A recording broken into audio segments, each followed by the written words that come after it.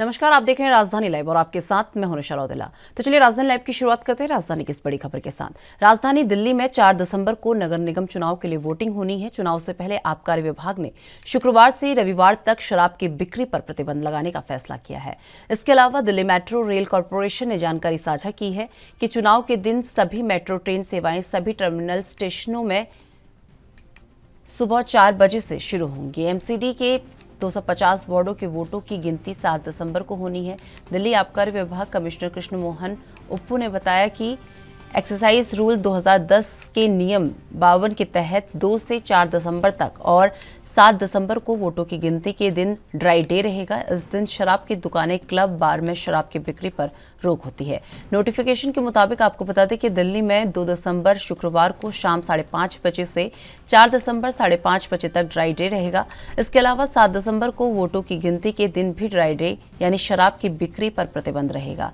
Delhi metro rail corporation के मुताबिक 4 दिसंबर 2022 को दिल्ली नगर निगम चुनाव के दिन सभी लाइनों पर दिल्ली मेट्रो की ट्रेन सेवाएं सभी टर्मिनल स्टेशनों में सुबह 4 बजे से शुरू होगी और ट्रेन रविवार सुबह 6 बजे तक सभी लाइनों पर 30 मिनट के अंतराल पर चलेगी। वहीं सुबह 6 बजे के बाद पूरे दिन में मेट्रो ट्रेन सामान्य समय के मुताबिक चलेगी और दिल्ली नगर निगम चुनाव के लिए 4 दिसंबर को वोटिंग होनी है। इस चुनाव में 1336 प्रत्याशी मैदान में हैं और भाजपा, कांग्रेस और आम आदमी पार्टी के बीच त्रिकोणीय मुकाबला होने की उम्मीद है।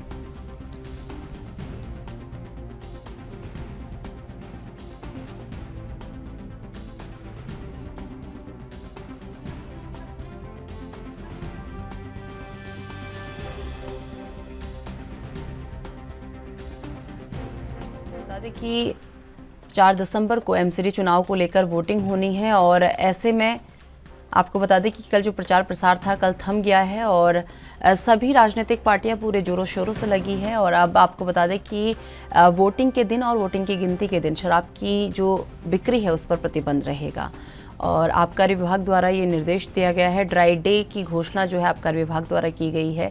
तो 4 दिसंबर को आपको बता दें कि एमसीडी के चुनाव होने हैं। सभी पार्टियां जोरों शोरों से पूरी ताकत सभी पार्टियों ने इस एमसीडी चुनाव को लेकर झोंक दी है और आपको बता दें कि बीजेपी हो चाहे आम आदमी पार्टी हो, इन दोनों के बीच सीधी टक्कर जो है एमसीडी चुनाव में देखी जा रही है। और कांग्रेस की बात कर ले तो कांग्रेस इतना सक्रिय इन चुनाव में नजर नहीं आ रही।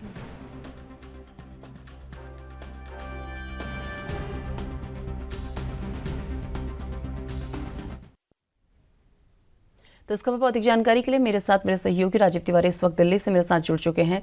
राजीव, जिस तरीके से बात कर ली जाए एमसीडी चुनाव को लेकर, अब जो है शराब की दुकानों पर प्रतिबंध लगाने की बात जो है आबकारी विभाग द्वारा कही गई है, एक बार पूरी जानकारी। देखिए, यहाँ पर बात करें निगम चुनाव की तो दिल्ली के अंदर निगम चुनाव जो है वो बिल्कुल अब थम चुका है। यानी कि 2 दिसंबर यानी कल ही 5:30 बजे तक चुनाव प्रचार की जो प्रक्रिया थी वो अपनाई गई थी और लगातार सभी पार्टियों की बात करें, चाहे आम आदमी पार्टी हो, भाजपा हो या कांग्रेस हो या फिर निर्दलीय हो, सभी ने अपना जोर लगाया और कहीं ना कहीं जनता को रुझाने के लिए कहीं ना कहीं कोशिश की गई। मगर यहाँ पर बात करें जिस तरीके से कल यानी कि 2 दिसंबर की शाम 5:30 बजे से लेकर कह सकते हैं 4 दिसंबर शाम 5:30 बजे तक ड्राई डे यानी कि रहेगा। यानी कि ड्राई डे यानी कि शराब की बिक्री जो है वो नहीं हो पाएगी, चाहे वो बार हो, शराब की दुकानें हो, क्लब हो, इस तरीके की शराब सभी जगहों पर शराब की पर पाबंदी लगा दी गई है। और आबकारी विभाग के जो कमिश्नर है कह सकते हैं कृष्ण मोहन, उन्होंने की तरफ से बिल्कुल घोषणा कर दी गई है कि ड्राई डे बनाया जाएगा और 2 तारीख दिसंबर यानी कि शाम 5:30 बजे से लेकर 4 दिसंबर शाम 5:30 बजे तक शराब की दुकानों पर पाबंदी रहेगी और शराब किसी को भी नहीं मिलेगी। यहाँ पर बात करें 7 दिसंबर की,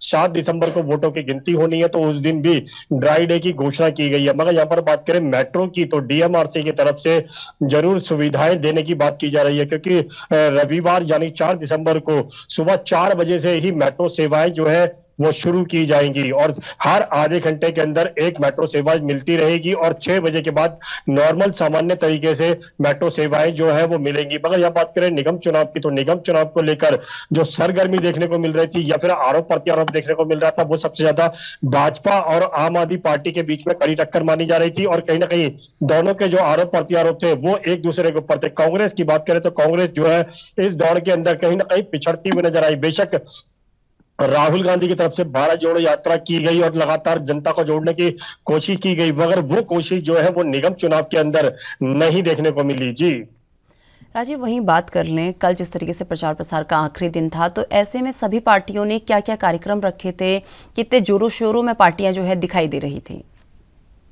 कि यहाँ पर बात करें सभी पार्टियों की, तो निगम चुनाव के अंदर कहीं ना कहीं जो कल लास्ट दिन में चुनाव प्रचार का आखिरी दिन था और कहीं ना कहीं 5:30 बजे तक सभी पार्टियों की तरफ से जनसभाओं की बात करें या फिर कहे जनता तक पहुंचने की बात करें या फिर कहे चाय पर अरविंद केजरीवाल के द्वारा जो चाय कहते हैं क्लब वो बनाया गया था, चाय अभियान बनाया गया था, उसके ऊपर भी कहीं ना कहीं जनता से हर तरीके से मिलने की कोशिश की गई, जनता से संपर्क करने की कोशिश की गई और यहाँ तक कि कौन से मशीन पर कौन से नंबर पर किसका चुनाव चिन्ह लगा हुआ है, इस तरीके की जो पर्चियां भी थी वो भी बांटी गई। लगातार कहीं ना कहीं सड़कों की बात करें तो सड़कों पर शाम 5:30 बजे के बाद सभी पार्टियों के जो पर्चे थे वो सड़कों पर देखने को मिले और लगातार कहीं ना कहीं हर व्यक्ति की बात करें तो हर व्यक्ति जो है वो कहीं ना कहीं इन चुनावी मैदान के अंदर किसी ना किसी पार्टी को वोट जरूर करेगा, मगर कितने % लोग जो है वो वोटिंग करेंगे ये तो 4 तारीख को ही स्पष्ट हो पाएगा। मगर यहाँ पर वोटरों उम्मीदवारों की तरफ से बात करी जाए तो उम्मीदवारों की तरफ से लगातार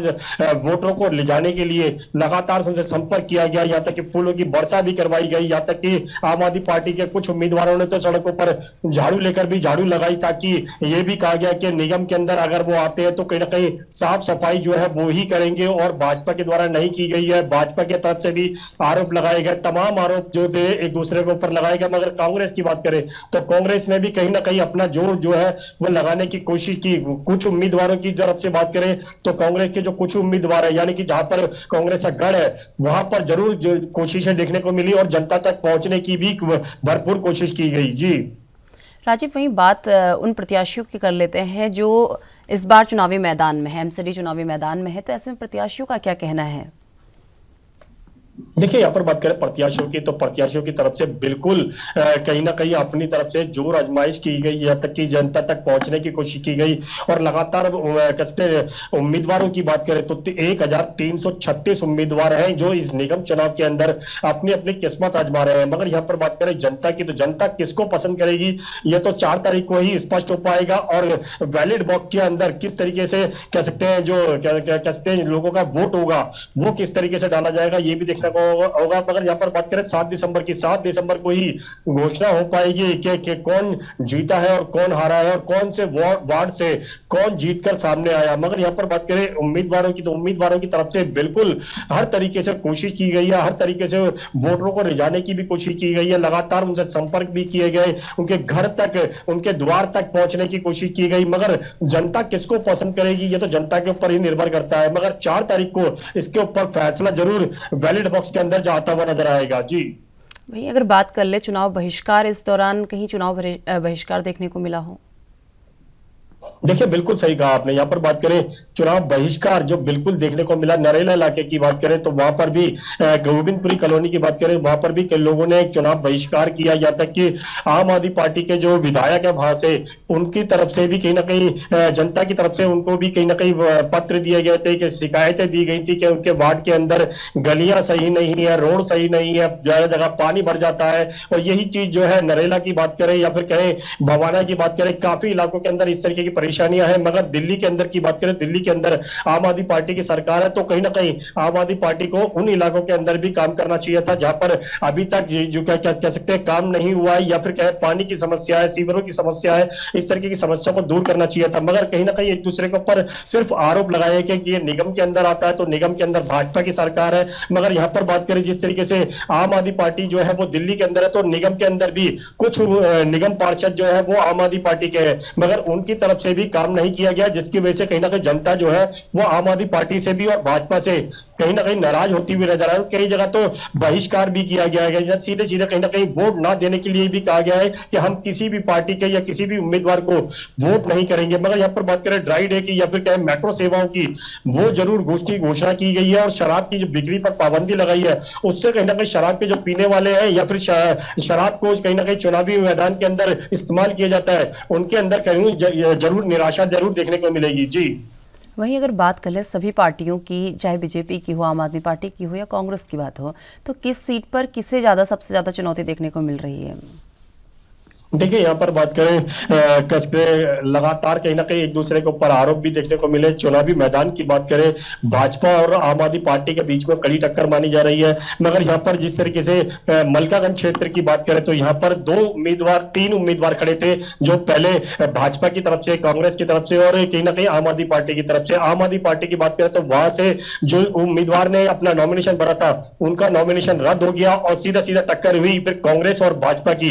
भाजपा के जो उम्मीदवार है वो इतने मजबूत नहीं माने जा रहे हैं और कांग्रेस के जो उम्मीदवार है वो पहले भी वहां से प्रेरणा सिंह जो है वो पहले भी निगम पार्षद रह चुकी है और सीधा सीधा उनकी जीत जो है वो वहां से बलकागंज से तय मानी जा रही है। मगर यहाँ पर जिस तरीके से बात करें किशनगंज की, तो किशनगंज के भी तरीके से प्रेरणा सिंह की जो कैसे जीत है वो तय हो चुकी है। मगर यहाँ पर और इलाकों की बात करें, कैसे रामनगर की बात करें तो ये रामनगर के अंदर कांग्रेस की निगम पार्षद रह चुकी है सुलक्षणा सिंह, वो भी कहीं ना कहीं इस दौड़ के अंदर है। मगर उनके सामने, महिला के सामने दो ऐसे पुरुष हैं, एक भाजपा से खड़े हुए हैं, एक आम आदमी पार्टी से। आम आदमी पार्टी की बात करें तो वहां से धर्मेंद्र महावर खड़े हुए हैं और लक्ष्मण इंदौरिया की बात करें तो वहां से भाजपा की तरफ से खड़े हुए हैं। मगर सुलक्षणा सिंह की बात करें तो वो कहीं ना कहीं कांग्रेस पार्टी से पहले भी निगम पार्षद रह चुकी है, तो उनकी वहां से भी कहीं ना कहीं जीत जो है वो लगभग तय मानी जा रही है। मगर यहाँ पर देखना होगा कि वाकई में ही जनता इनको पसंद करती है या फिर आम आदमी पार्टी को लेके आएगी। जिस तरीके से अरविंद केजरीवाल की तरफ से कहा गया कि एक बार निगम के अंदर उनको मौका दिया जाए और जैसे ही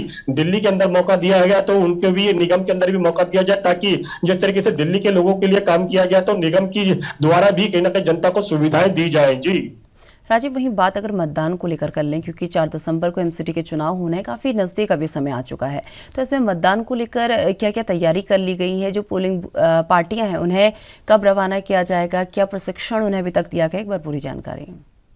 देखिए यहाँ पर बात करें, कल जिस तरीके से कल वोटिंग होगी पूरी दिल्ली के अंदर और रविवार है कल, तो कल छुट्टी का दिन वैसे होता है और कहीं ना कहीं चुनाव की वजह मद्देनजर रखते हुए भी चुनावी के अगस्त का छुट्टी का अवकाश का घोषणा कर दी जाती है। मगर यहाँ पर बात करें लगातार चुनावी मैदान की, तो चुनावी मैदान जरूर तेज देखने को मिलेगा। भाई यहाँ पर बात करें जिस तरीके से वोटिंग की, तो वोटिंग के लिए दिल्ली पुलिस की तरफ से लगातार सुरक्षा बढ़ा दी गई है और 2 तारीख से ही इसकी सुरक्षा जो है वो कड़ी कर दी गई है। हर पोलिंग बूथ की बात करें तो पोलिंग बूथ पर 2 तारीख से ही कहीं ना कहीं पुलिस का बंदोबस्त कर दिया गया है। लगातार ये कोशिश की जा रही है कि किसी भी घटना को अंजाम नहीं मिल सके। मगर यहाँ पर बात करें आवारा व्यक्तियों की या फिर क्या वोटिंग क्षेत्रों की, यहाँ पर लोग जो है कहीं ना कहीं भीड़ लगाते हैं, उनके लिए भी कहीं ना कहीं पुलिस के द्वारा बंदोबस्त किया गया है। लगातार बैरिकेडिंग की सुरक्षा कर दी गई है। लगातार ये लाइनों के द्वारा बैरिकेडिंग लगाकर ही अंदर जाने की परमिशन मिलेगी। चुनाव वोटिंग क्षेत्र की बात करें तो लगातार जनता किस तरीके से आएगी, ये सारे बंदोबस्त जो है वो पहले से ही तय कर लिए गए हैं। दिल्ली पुलिस की बात करें, दिल्ली पुलिस जो है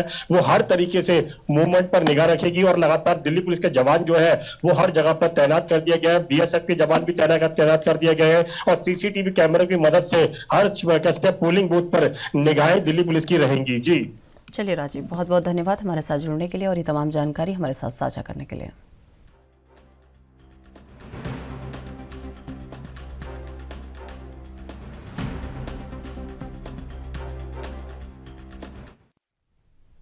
दिल्ली एमसीडी चुनाव के लिए प्रचार की मियाद कल जो है खत्म हो गई थी और अब 4 दिसंबर को एमसीडी चुनाव के लिए वोटिंग होगी।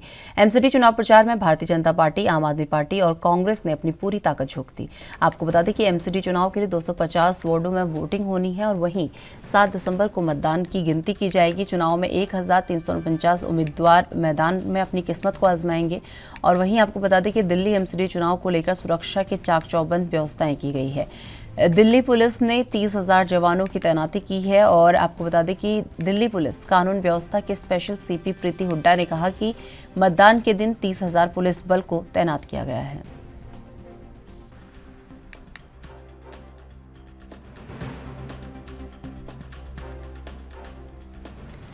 तो आपको बता दें कि 4 दिसंबर को एमसीडी का चुनाव होना है और कल जो प्रचार प्रसार की प्रक्रिया थी वो थम गई है। एमसीडी चुनाव के लिए सभी पार्टियों ने जो है पूरी ताकत एमसीडी चुनाव में झोंक दी है। सभी पार्टियां दावा करती हुई नजर आ रही हैं कि एमसीडी चुनाव में उनकी जीत होगी। तो ऐसे में अब देखना बड़ा दिलचस्प होगा क्योंकि 7 दिसंबर को इसके रिजल्ट्स आ जाएंगे, तो ऐसे में देखना बड़ा दिलचस्प होगा कि इस बार कौन बाजी मारता है।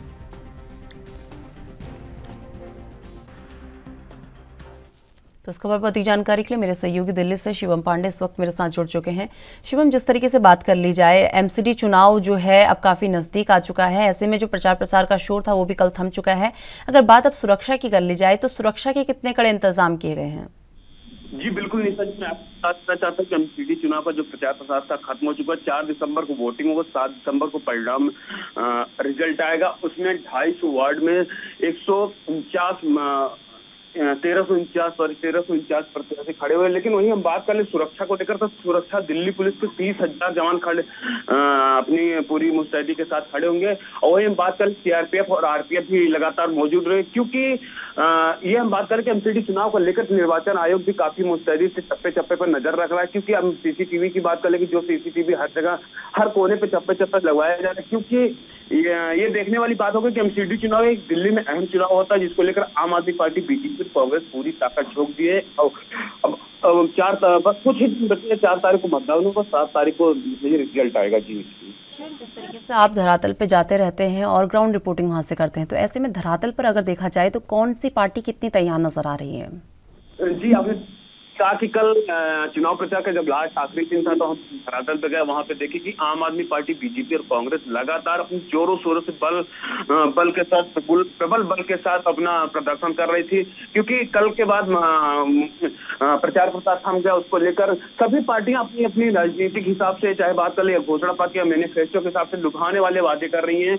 अब आने वाले समय में एमसीडी चुनाव का 4 तारीख को वोटिंग है। अब जनता देखने वाली बात यह है कि जनता कितना किस पार्टी को कितना सपोर्ट करती है, ये तो देखने वाली बात होगी। लेकिन वही हम बात कर ले कि आम आदमी पार्टी और बीजेपी में जो इस बार राजनीतिक तंजाकसी देखने को मिली, यह काफी घमासान रहा। क्योंकि आम आदमी पार्टी के अरविंद केजरीवाल ने बीजेपी पर बड़ा आरोप लगाया। उनका कहना है कि हम तो अकेले हैं, लेकिन यहाँ 5 मुख्यमंत्री, 16 केंद्रीय मंत्री और जेपी नड्डा स्वयं हम सबके लिए काफी है। वही हम बात कर ले कि अरविंद केजरीवाल लगातार कूड़े के पहाड़ को, बीजेपी को लगातार कूड़े के पहाड़ को लेकर इस एमसीडी चुनाव में तंजकसी होती मिली है। निशा जी, शिवम, जहां एक और बीजेपी और आम आदमी पार्टी काफी सक्रिय एमसीडी चुनाव को लेकर नजर आ रही है, वहीं अगर बात कांग्रेस की कर लें तो कांग्रेस इन चुनाव में भी काफी ज्यादा सक्रिय नजर नहीं आई, क्योंकि राहुल गांधी अपनी भारत जोड़ो यात्रा में व्यस्त हैं, लेकिन कांग्रेस की तरफ से इतनी सक्रियता इस चुनाव में नजर नहीं आई।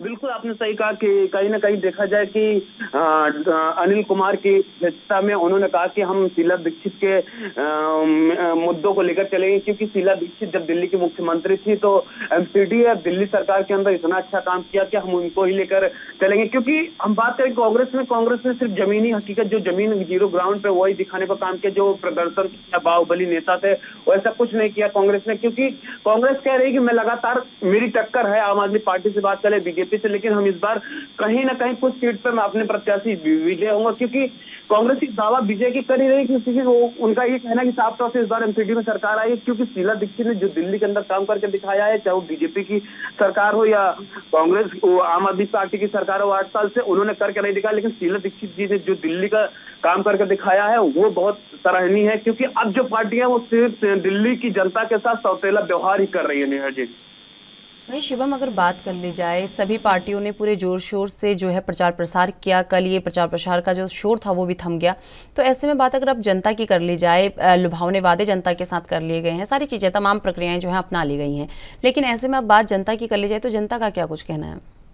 बिल्कुल आपने कि जनता का यही कहना है कि आने वाले समय में देखिए हम क्या है, हम राजनीतिक पार्टियां हैं। क्योंकि वोटिंग करने के बाद हमारे हाथ में कुछ नहीं होता। क्योंकि हम 4 साल बाद, 5 साल की होती है वोटिंग, उसके बाद लुभावने वादे करके जनता चली जाती है। इस बार हम समझ के वोट कर मतदान करेंगे। अब देखने वाली बात यह है कि 4 तारीख को मतदान और 7 तारीख को रिजल्ट आने के बाद ही क्या किया जाएगा। क्योंकि आने वाले समय में अब जनता क्या करती है, क्योंकि एमसीडी चुनाव का ताजपोशी किसको पहनाती है। निशा जी, शिवम, वही बात कर ले, अगर स्थानीय मुद्दों की बात कर ले तो केवल कूड़े के पहाड़ स्थानीय मुद्दा नहीं है। बहुत सारे ऐसे समस्याएं हैं, जैसे जलभराव की समस्या होगी, आवारा पशुओं की समस्या होगी, तो तमाम तरीके की समस्याएं जो है राजधानी में मौजूद हैं। तो ऐसे में ये कितना प्रभावित इन चुनाव को कर सकती हैं? बिल्कुल आपने सही कहा कि देश की राजधानी हर मुद्दों को लेकर, चाहे हम पार्किंग की बात कर ले या ट्रैफिक की बात कर ले या और अन्य बात कर ले, बहुत ही दिक्कतों का सामना करना पड़ता है, लेकिन ये जनता क्या मैनेज करना पड़ता है, क्योंकि यहाँ पे हम अगर जनता शिकायत भी करती तो आम आदमी पार्टी सीडी बीजेपी पर डाल देते, विधायक पर डाल देते, विधायक एमसीडी पर डाल देता। यही दोनों की चलने देखने को मिलती है, क्योंकि इस बार बड़ी कड़ी मशक्कत चल रही है। अब एमसीडी चुनाव में ये देखने वाली बात होगी कि बाजी कौन मारता है। 7 तारीख के रिजल्ट की बात ही आएगा, क्योंकि हम वही बात कर ले कि एमसीडी चुनाव को नजदीक देखते हुए शराब बिक्री पर भी बंदी लगा दी। 3 दिन के लिए ट्रायल कर दिया गया है, क्योंकि 250 वार्ड में जितनी भी शराब के दिल्ली के अंदर शराब के ठेके आएंगे उस पर भी प्रतिबंध लगा दिया गया है कि शराब के ठेके खुलेंगे नहीं। इनको लेकर जी निशा जी। वहीं शिवम, अगर बात कर लें केजरीवाल की, तो कल केजरीवाल ने भी चंदा जमा करके योगा ट्रेनर्स की सैलरी दी है। इस तरीके से तमाम चीज़ें केजरीवाल कर रहे हैं ताकि जो है जनता को लुभाया जा सके और दिखाया जा सके कि हमारी छवि कितनी अच्छी है। जी बिल्कुल, आपने सही कहा कि केजरीवाल की बात कर ले, बात के जो कुछ बड़े नेता प्रचारक उनकी बात कर लें, सिर्फ जनता जैसे हम उत्तराखंड के मुख्यमंत्री पुष्कर सिंह धामी या प्रदेश अध्यक्ष महेंद्र भट्ट और जो लोग हैं, सिर्फ अपने क्षेत्र में अपने एरिया को लोगों को लुभाने के लिए उत्तराखंड से बात कर ले, यूपी से बात कर ले या हरियाणा की बात कर ले, सब मुख्यमंत्री आके दिल्ली के अंदर एमसीडी चुनाव का प्रचार किया। कहीं ना कहीं ये जनता को लुभाने वाले वादे होते हैं, जो क्षेत्रवाद वाला होता है या फिर बात कर ले कि अपने एरिया के इलाके की बात होता है, उसको लेकर हर मुख्यमंत्री की बात करें या केंद्रीय मंत्री की बात करें, जगह जगह जाके जोर शोर से प्रचार किया। क्योंकि वहीं अरविंद केजरीवाल ने भी अपना इस कहीं ना कहीं कमी नहीं छोड़ी, वो भी लगातार जोर शोरों से प्रचार करने। निशा जी। जी चलिए शिवम, बहुत बहुत धन्यवाद हमारे साथ जुड़ने के लिए और ये तमाम जानकारी हमारे साथ साझा करने के लिए।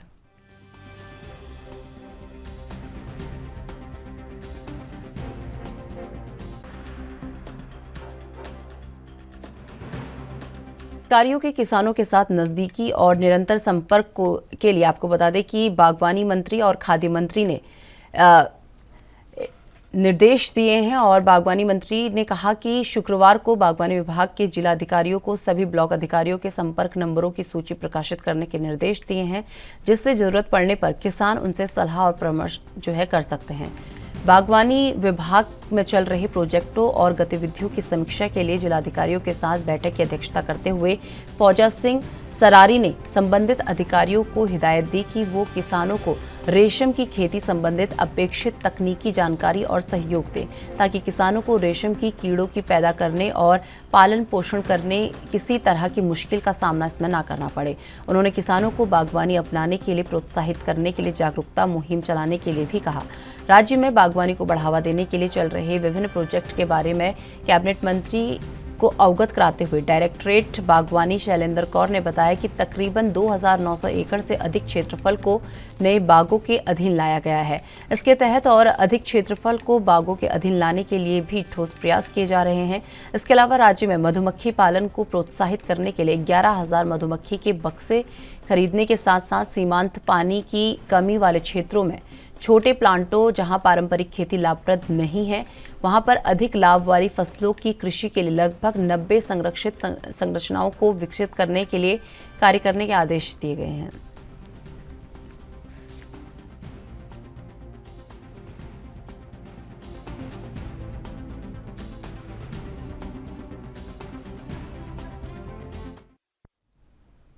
तो इस खबर पर अधिक जानकारी के लिए मेरे साथ मेरे सहयोगी अमित कुमार इस वक्त चंडीगढ़ से मेरे साथ जुड़ चुके हैं। अमित, जिस तरीके से बात कर ली जाए, किसानों से सीधा संपर्क साधने के लिए बागवानी और खाद्य मंत्री जो है उन्होंने कुछ निर्देश दिए हैं, एक बार पूरी जानकारी।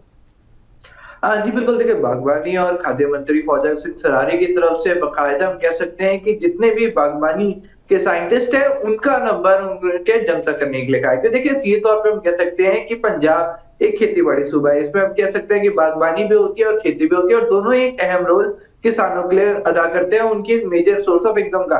पर ज्यादातर ये देखा गया है कि जब भी किसान किसी भी एक्सपर्ट से मिलने की कोशिश करते हैं तो उनके यहाँ या तो एक्सपर्ट अवेलेबल नहीं होता या उनके नंबर अवेलेबल नहीं होते। और इसी चीज को कहीं ना कहीं अगर हम कहें कि पंजाब के कैबिनेट मंत्री फौजा सिंह सरारी कवर करना चाहते हैं, वो चाहते हैं कि जो बागवानी डिपार्टमेंट जो उनके पास है उसके जितने भी नीचे अधिकारी है वो अवेलेबल हो जब किसानों को एक्चुअल में जरूरत है। क्योंकि देखिए बागवानी के सभी साइंटिस्ट इसलिए है ताकि वो पंजाब के की मदद कर सके, जब उन्हें जरूरत हो तो उनसे कांटेक्ट कर सके। और इसलिए अब ब्लॉक लेवल पे, जिला लेवल पे और डिस्ट्रिक्ट लेवल पे सबके ही नंबर जब तक किए गए हैं उनके डिपार्टमेंट्स के बाहर अवेलेबल रहेंगे, ताकि जब किसान को जरूरत लगे, जब किसान को चाहिए कि उनको एक साइंटिस्ट की, एक बागवानी विशेषज्ञ की जरूरत है, ताकि वो अपनी दिक्कत परेशानी जान सके, चाहे वो उनकी बाग से रिलेटेड है कि कोई बीमारी हो, या फिर किस तरीके से वो बागवानी करें जिससे उनकी यील्ड अच्छी हो। तो ये वो चीजें हैं जिसके ऊपर हम कह सकते हैं कि खुद पंजाब सरकार जोर दे रही है, ताकि जितना ज्यादा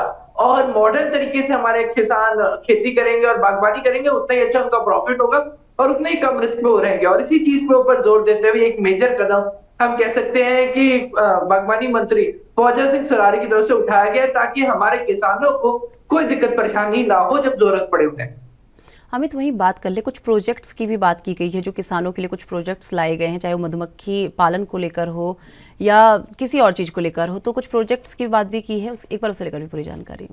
हाँ देखिए, सीधे तौर पर बात करें कि जब बागवानी होती है तो उसके साथ एक कुछ साइड प्रोजेक्ट्स हो सकते हैं, जिसमें हम कह सकते हैं कि पेड़ों से जुड़े होते हैं, और एक मेजर हम कह सकते हैं मधुमक्खी पालन। क्यों मधुमक्खी पालन? अगर आप देखिए कि जब भी आप बागवानी करते हैं तो पॉलिनेशन, या फिर हम कहें कि जब फूल लगते हैं तो मधुमक्खियों के लिए उनकी बहुत ज्यादा जरूरत होती है। ऐसे में किसानों के लिए बहुत ज्यादा आसान हो जाता है जब उनकी खुद की अपनी मधुमक्खी हो, तो एक तरह से उनके जो पौधे हैं वो पॉलिनेट भी हो जाते हैं, और साथ साथ जो उनकी मधुमक्खी होती है वो अपने लिए प्रॉपर, जो हम कह सकते हैं कि शहद इकट्ठा कर लेती है। ये शहद ऑफ कोर्स मधुमक्खियां जब भी शहद इकट्ठा करती है तो ज्यादा करती है, तो आजकल के जमाने में अगर हम कहें तो शहद की एक बहुत अच्छी डिमांड है, लोग शहद चाहते हैं, और पंजाब में हम कह सकते हैं इसकी एक भारी डिमांड है।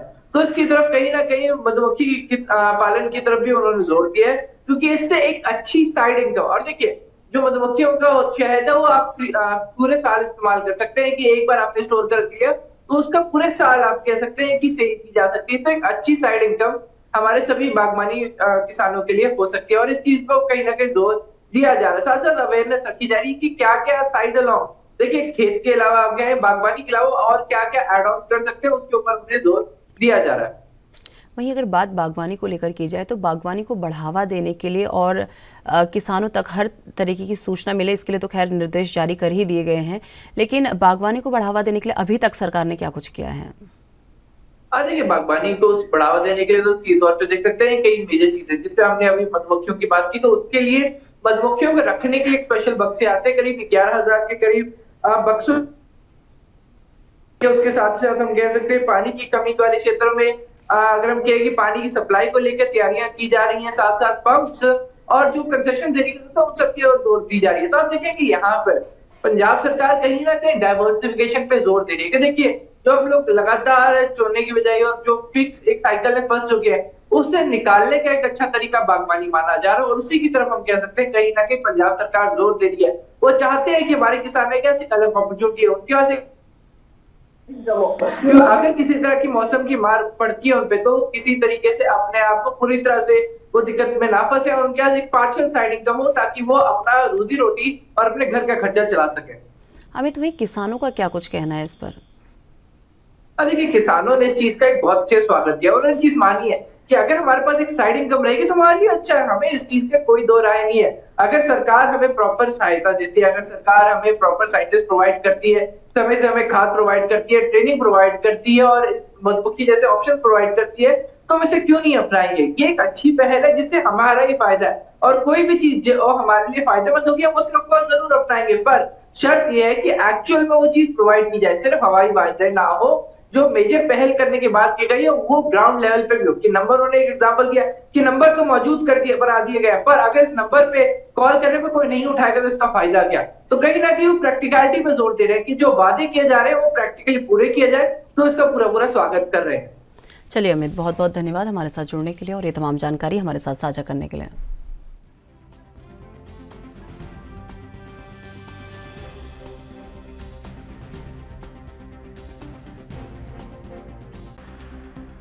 दिल्ली नगर निगम चुनाव प्रचार थमने के बाद प्रदेश भाजपा नेताओं ने पार्टी के राष्ट्रीय अध्यक्ष जेपी नड्डा से उनके आवास पर मुलाकात की है। आपको बता दें कि जेपी नड्डा से उन्होंने मिलकर फीडबैक देने का भी काम किया है, और इसी के साथ आपको बता दें पार्टी के नेताओं का कहना है कि इस बार जो है अच्छा रिस्पांस जो है देखने को मिला, और इसी के साथ आपको बता दें कि कार्यकर्ताओं ने भाजपा के राष्ट्रीय अध्यक्ष जगत प्रकाश नड्डा से उनके आवास पर मुलाकात की। सभी कार्यकर्ताओं ने अपने दिल्ली के चुनाव का अनुभव साझा किया और सभी कार्यकर्ताओं ने बताया कि दिल्ली नगर निगम में भाजपा अच्छे वोट प्राप्त कर रही है। हिमाचल प्रदेश की तरह दिल्ली नगर निगम में भी भाजपा पूर्ण बहुमत की सरकार बनाने जा रही है।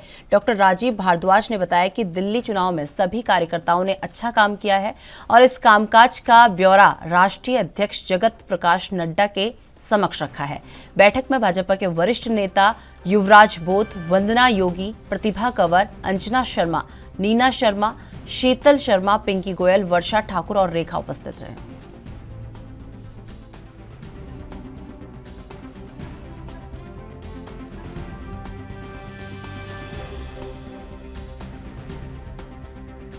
तमाम जानकारी के साथ हमारे साथ हिमाचल से हमारे ब्यूरो चीफ टीना ठाकुर जी इस वक्त हमारे साथ जुड़ चुकी हैं।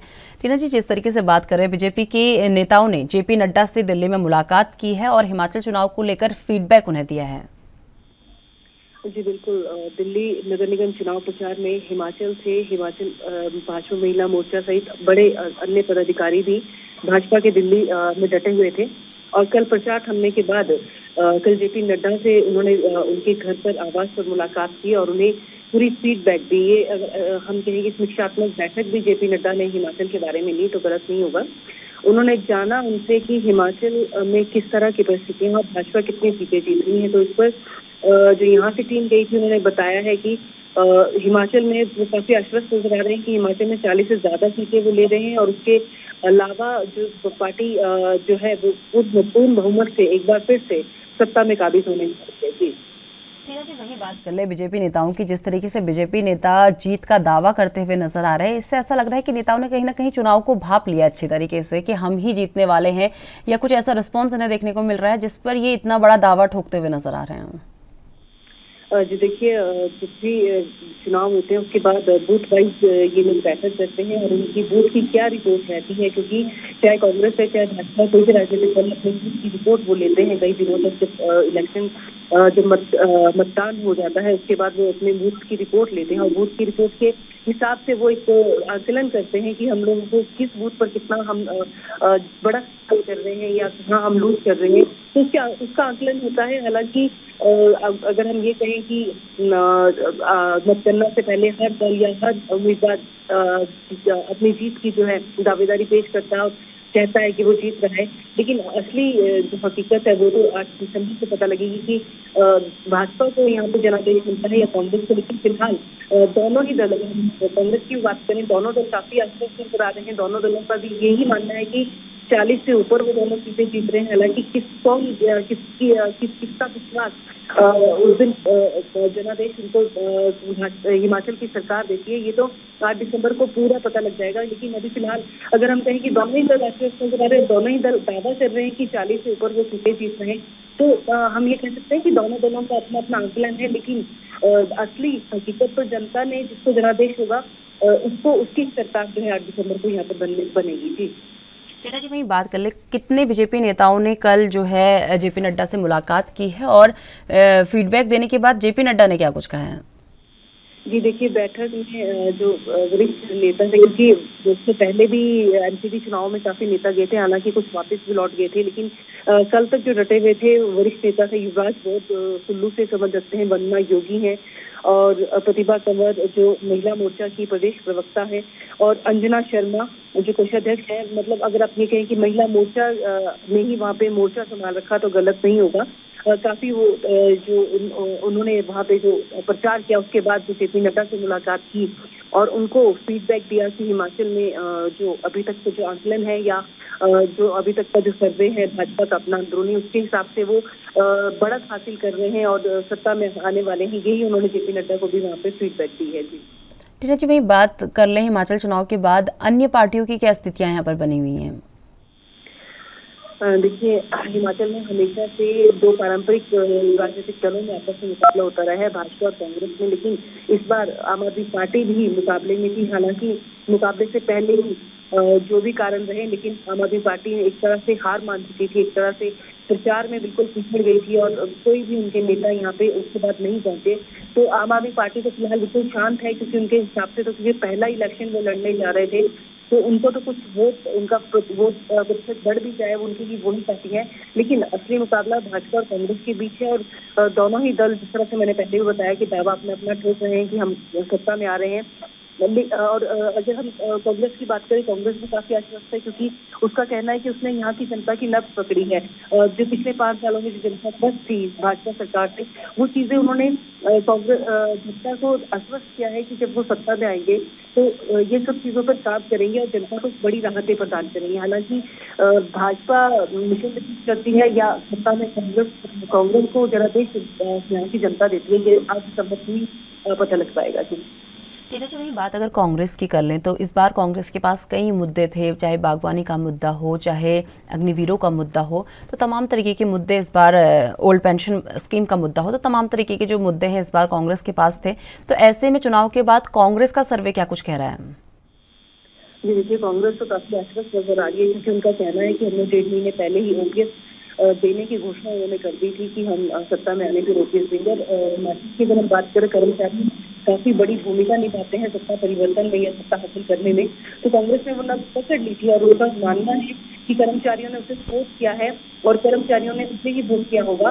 तो ऐसे में कांग्रेस तो काफी आश्वस्त है और काफी वो संतुष्ट दिख रही है कि वो 40 से ऊपर सीट लेगी। उनके कई नेताओं ने ये तक दावा किया है कि 50 तक वो सीटें लेकर जाएंगे, क्योंकि वर्तमान जो भाजपा सरकार थी उससे लोग त्रस्त थे और जो अपनी जो संकल्प पत्र थे, जो घोषणा पत्र थे, उनमें कोई भी चीजें जो एड्रेस नहीं की थी, चाहे वो बागवानी था।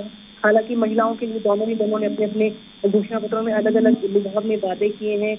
और उसी तरह से अगर बात करें कर्मचारियों की, तो कर्मचारियों के लिए कांग्रेस ने बड़ी घोषणाएं की है, अलग अलग वर्गों के लिए कांग्रेस ने घोषणा की है। हालांकि भाजपा अपने काम पर काफी आश्वस्त नजर आई थी, उन्होंने काफी अच्छा काम किया है और जनता उन्हीं उसी काम पर उन्हें वोट देगी। उन्होंने इसीलिए ओपीएस का मुद्दा बिल्कुल भी उन्होंने छेड़ा नहीं। उन्होंने ये कहा है कि सत्ता में आएंगे तो हम देखेंगे कि हम इस पर क्या कर सकते हैं। तो इस पर आप देखेंगे कि हिमाचल में कांग्रेस इसी मुद्दे को लेकर उन्होंने सबसे ज्यादा जो है प्रचार में अपनी जान झोंकी थी और यही कहा था कि ओपीएस को बहाल करके देंगे। तो वो इसी कारण कांग्रेस काफी आश्वस्त है कि यहाँ की जनता ने, यहाँ की कर्मचारियों ने उनका सहयोग किया होगा और उनको जनादेश मिलेगा। जी चलिए टीना जी, बहुत बहुत धन्यवाद हमारे साथ जुड़ने के लिए और ये तमाम जानकारी हमारे साथ साझा करने के लिए।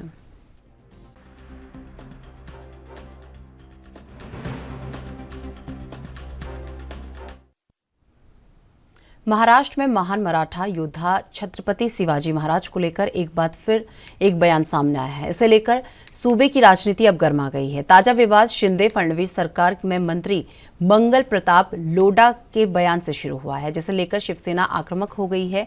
शिवसेना मंगल प्रताप पर शिवाजी महाराज के अपमान का आरोप लगाते हुए मुंबई और औरंगाबाद में जोरदार प्रदर्शन कर रही है।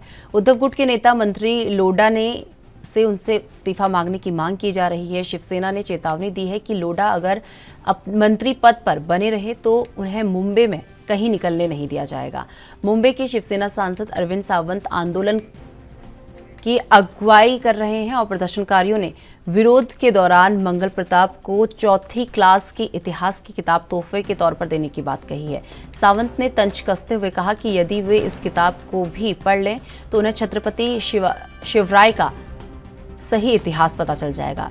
लोढ़ा के खिलाफ औरंगाबाद में ठाकरे गुट चक्का जाम आंदोलन कर रहा है। यहां आंदोलन का नेतृत्व विधानसभा में नेता प्रतिपक्ष अब्बादास दानवे कर रहे हैं। उन्होंने कहा कि लोगों को अपने सवाल का जवाब पाने के लिए सड़कों पर आना चाहिए।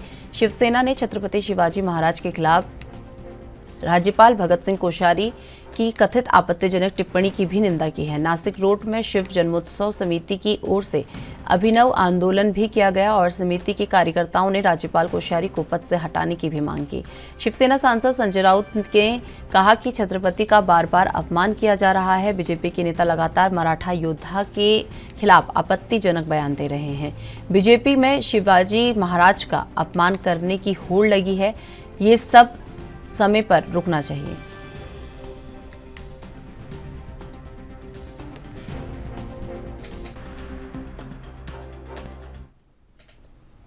तो इस खबर पर तमाम जानकारी के साथ मेरे सहयोगी इस वक्त मुंबई से सत्यप्रकाश सोनी हमारे साथ जुड़ चुके हैं। सत्यप्रकाश, जिस तरीके से बात कर ली जाए, छत्रपति शिवाजी की अगर बात कर ली जाए तो उन पर बयान को लेकर इस वक्त सियासत गरमाई हुई है। एक बार ये बयान क्या है, एक बार पूरी जानकारी। जी बिल्कुल निशा जी, देखिए महाराष्ट्र के आराध्य देव छत्रपति शिवाजी महाराज को लेकर जिस तरह से भारतीय जनता पार्टी की जुबान बार बार फिसल रही है, ऐसे में एक बार फिर शिवसेना गुट यानी कि उद्धव ठाकरे की शिवसेना लगातार पूरे महाराष्ट्र में आक्रामक दिख रही है और महाराष्ट्र में लगातार भारतीय जनता पार्टी के तमाम मंत्री और नेताओं के खिलाफ आंदोलन कर रही है। खासकर उत्तर मुंबई के पालक मंत्री मंगल प्रसाद लोढ़ा के खिलाफ जो है लगातार प्रदर्शन हो रहा है। खासकर मुंबई में, महाराष्ट्र के औरंगाबाद में ये प्रदर्शन हुआ है। मंगल प्रसाद लोढ़ा ने शिवाजी महाराज के बारे में अपशब्द कहा था और शिवाजी महाराज की तुलना एकनाथ शिंदे से किया है। और पिछले दिनों जिस तरह से आपने देखा होगा कि किस तरह से महाराष्ट्र के राज्यपाल भगत सिंह कोश्यारी ने छत्रपति शिवाजी महाराज की तुलना भारतीय जनता पार्टी के बड़े नेता से किया था, इसका जो है कहीं कहीं मलाल शिवसेना को है।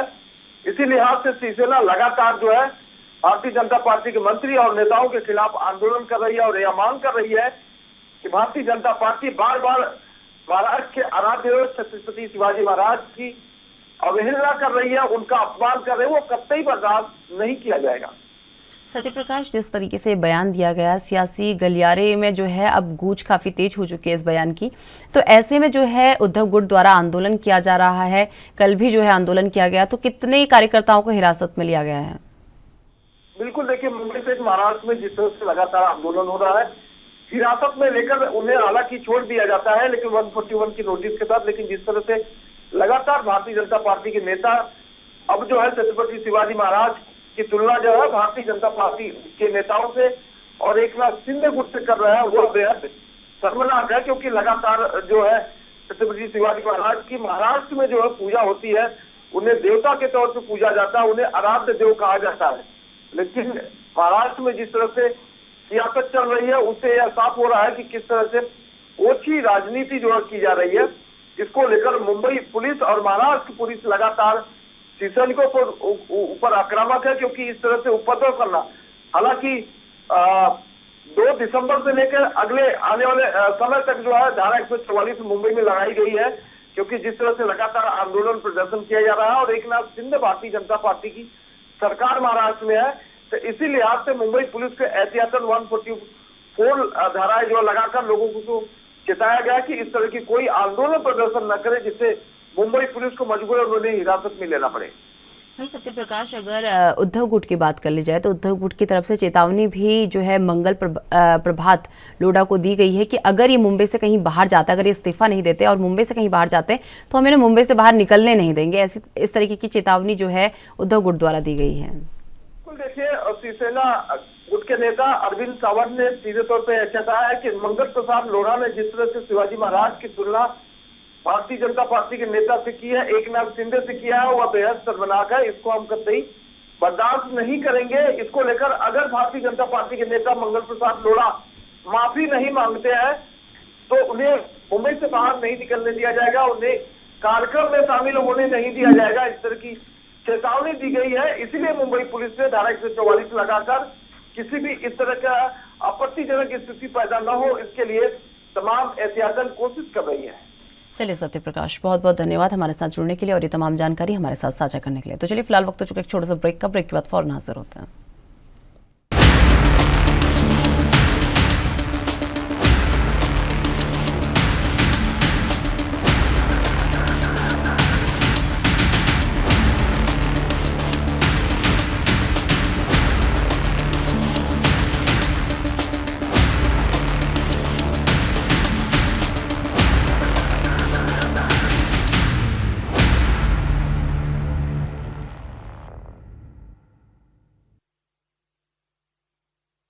चलिए ब्रेक के बाद एक बार फिर से आपका स्वागत है। रुक कर लेते हैं अपनी अगली खबर का। उत्तर कश्मीर के बारामूला में सुरक्षा बलों ने आतंकी ठिकाने का भांडाफोड़ किया है।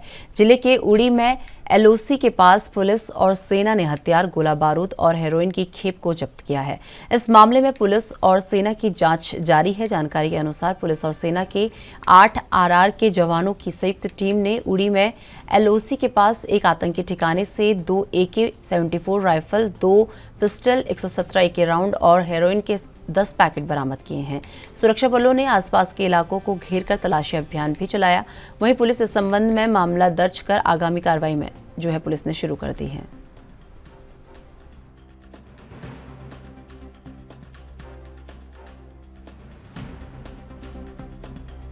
जानकारी के लिए हमारे साथ जम्मू कश्मीर से रविंद्र श्रीवास्तव मेरे सहयोगी जुड़ चुके हैं। रविंद्र, जिस तरीके से बात कर ली जाए, बारामूला में सुरक्षा बलों ने आतंकी ठिकाने का भांडाफोड़ किया है। इस दौरान क्या क्या चीजें जो है बरामद की गई हैं, एक बार पूरी जानकारी।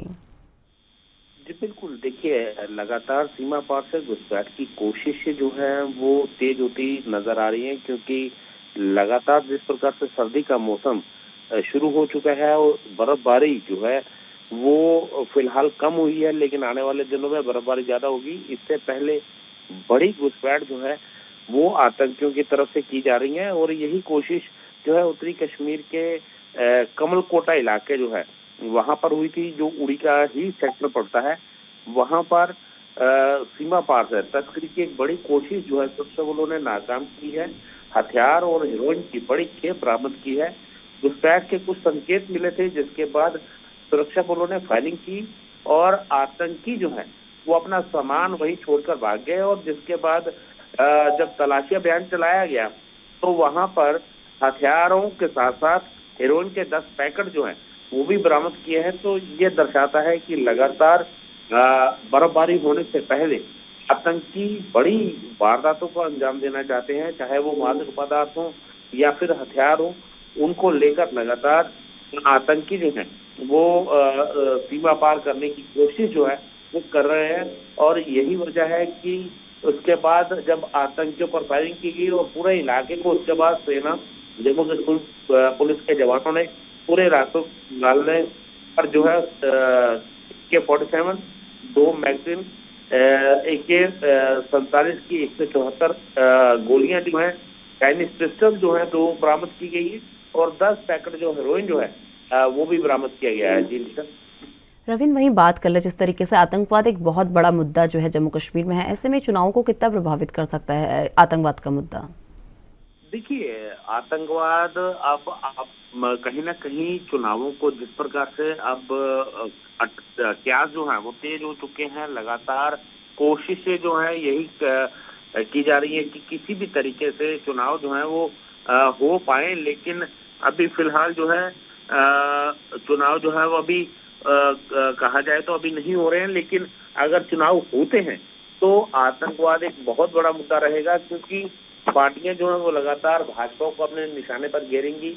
क्योंकि 370 टूटने के बाद जिस प्रकार से कहा गया था कि हम आतंकवाद पर चोट करेंगे, हालांकि आतंकवादियों को बड़े पैमाने पर मारा भी गया है, न्यूट्रलाइज किया गया है, लेकिन उसके बावजूद जो है आतंकी अपनी वारदातों को अंजाम दे रहे हैं।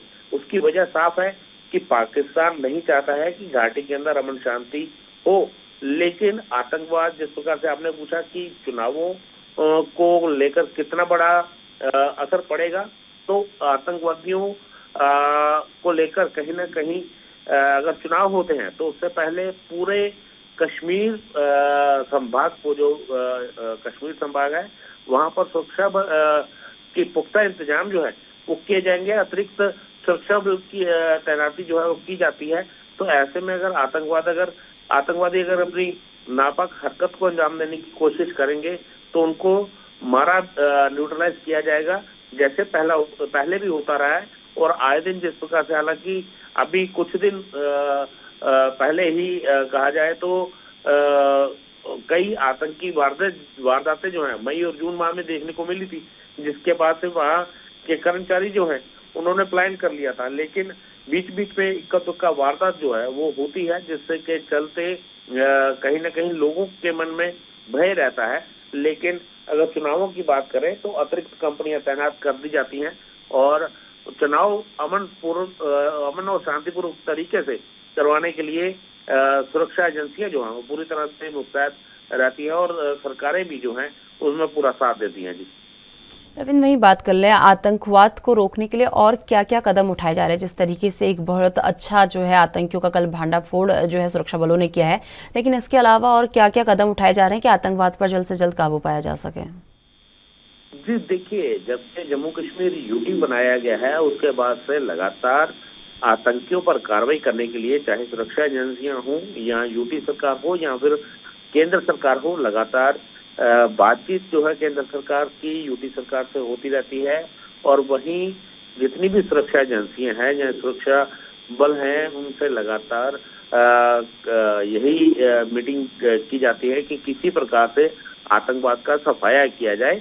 लेकिन जैसा मैंने पहले भी बताया कि आतंकवाद खत्म हो पाना फिलहाल नामुमकिन लगता है, क्योंकि हमारा जो पड़ोसी देश पाकिस्तान है, वहां पर आतंकवाद की फैक्ट्रियां जो हैं वो पनप रही हैं और लगातार, चाहे LOC हो या फिर अंतर्राष्ट्रीय सीमा हो, वहां पर लगातार कहा जाए तो कई लॉन्चिंग पैड हैं जहां पर आतंकवादी जो हैं वो वहां पर मौजूद हैं। और सर्दियां होने से पहले बड़ी खेप जो है आतंकवादियों की इस ओर भेजने की कोशिश जो है वो पाकिस्तान की रहती है। तो हालांकि जो इंटरनल सिक्योरिटी एजेंसीज हैं वो आतंकवाद पर काबू पाने के लिए तत्पर रहती हैं। आतंकी मारे भी जाते हैं, उनके सहयोगी जो है वो भी पकड़े जाते हैं, चाहे वो अंतर्राष्ट्रीय सीमा से। कई बार खबरें भी आती हैं कि अंतर्राष्ट्रीय सीमा से हथियार लेकर आतंकी जो है जम्मू के रास्ते कश्मीर जा रहे हैं, तो रास्ते में आतंकियों से मुठभेड़ होती है, तो उन आतंकियों को भी ढेर किया जाता है, उन सहयोगियों को भी पकड़ा जाता है। तो कहीं ना कहीं सुरक्षा बल जो सुरक्षा एजेंसियां जो है वो पूरी तरह से मुस्तैद है ताकि आतंकवाद को सफाया जो है वो किया जाए। वहीं सीमा पर बात कर ले तो अंतर्राष्ट्रीय सीमा पर BSF जो है वो पूरी तरह से मुस्तैद है। अभी हाल ही में IG BSF ने भी जानकारी दी थी, ठीक है कई रविंद्र, आतंकियों को हमने ढेर किया है। चलिए ठीक है रविंद्र, बहुत बहुत धन्यवाद हमारे साथ जुड़ने के लिए और ये तमाम जानकारी हमारे साथ साझा करने के लिए।